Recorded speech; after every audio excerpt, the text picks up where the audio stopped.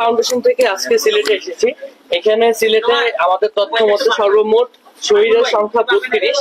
আমরা ৩২ জনকেই চেক দেওয়ার জন্য এসেছি, কিন্তু 18 জনের কাগজপত্র সম্পূর্ণ হওয়ার কারণে তাদেরকে আজকেই দিয়ে দিতে পেরেছি এবং বাকি 12 জনের মধ্যে কয়েকজন আমাদের কাছে কাগজপত্র জমা দিয়েছে, তাদের কাছে ইতিমধ্যে চেক পৌঁছে যাবে এবং যারা বাকিরা আছে তাদের কাগজপত্র as soon as আমরা পাবো তাদের কাছেও বাকি টাকাটা চলে যাবে এবং প্রত্যেক শহীদের পরিবারকে আমরা 5 লক্ষ টাকা করে আমাদের জুলাই শহীদ স্মৃতি ফাউন্ডেশন থেকে দেওয়া হয়েছে। মূলত আপনারা আসলে একটা বিষয়ে প্রাউড ফিল করতে পারেন যে প্রথম ঘোষণা দিয়ে অভ্যুত্থানের পরে আপনারাই সেই ক্যাম্পাসের শিক্ষার্থী যারা লেজুর ভিত্তিক ছাত্র রাজনীতির শিক্ষা করেছেন।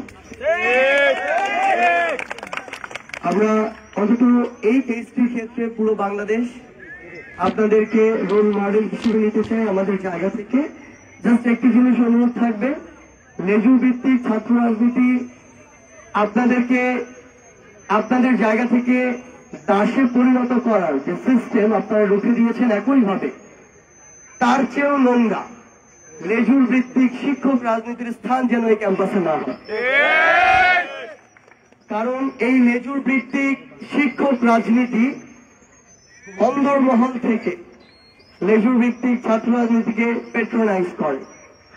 তো আপনারা যদি আপনাদের জায়গা থেকে কখনো দেখেন যে কোনো একজন যাকে আমরা সম্মানিত শিক্ষক বলি, কোন একজন সম্মানিত শিক্ষক যতটা না শিক্ষক হয়ে উঠছেন তার চেয়ে বেশি রাজনীতিবিদ হয়ে উঠছেন, তখন আপনারা আপনাদের জায়গা থেকে সে প্রতিবাদটি কিংবা আপনাদের স্পষ্ট অবস্থানটি নির্দ্বিধায় সেই বীরের মতো আবার তাদেরকে জানিয়ে দিবেন। আমরা চাই খুব দ্রুত আপনাদের ভোটে নির্বাচিত এই সায়েন্স ক্যাম্পাসে আপনাদের প্রতিনিধি তৈরি হোক একদম নিরপেক্ষ, কোন দলীয় ব্যানার ছাড়া ছাত্র সংসদ নির্বাচনের মাধ্যমে।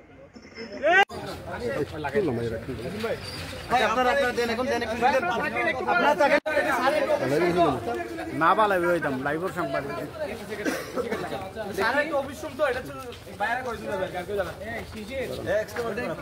করে দিলেই হয়ে যাবে।